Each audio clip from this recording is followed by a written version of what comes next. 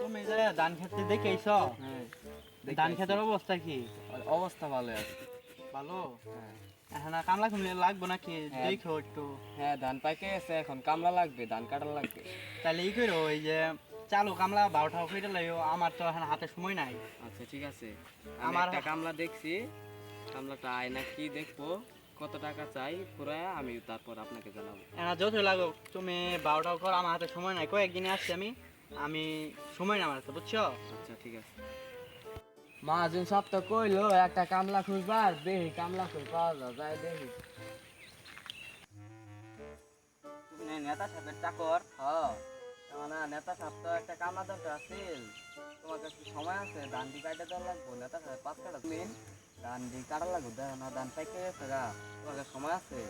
সময় তো আছে, কয় তারিখে যাব, কোন দিন যাব এটা কও। আচ্ছা কালকে তুমি আসবে বাবা? হ্যাঁ, আসতে পারবো। আচ্ছা ঠিক আছে, তাহলে কালকে সকাল থেকে এসো। নেতা সাহেব একটা কথা কম, রাগ করবে না তো? কও, কি কথা কব আমারে? এই যে একটা কামলা দেখে কইছিলেন না ধান দি কাটবেন, হ্যাঁ, ধানই তো কাটার দরকার ছিল। কও।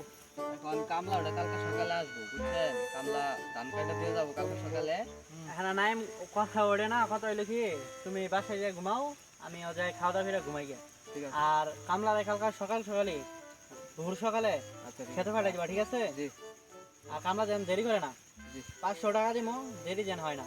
আর নেতা সাহেব, ওই যে দেখেন কামলা এটা। কি কামলা? কয়টা বাজে? 10টা বাজে।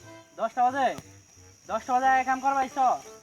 টাকা কি আমার, মানে আমি উড়াই উড়াই টাকা নিয়ে তোমার দিব? কাম কাম যে পয়রা আছে, এটা কাম করবো কেডা? আর নাইম তুমি কি করছো? তা এই নেতা সাহেব আমি বলছিলাম যে সকাল 8টা বাজে আসতো, ওই 10টা বাজে যাইছে। কি 10টা বাজে কে? দেরি হয়ে গেছে। আজকে ওরে 500 টাকা 200 টাকা দে।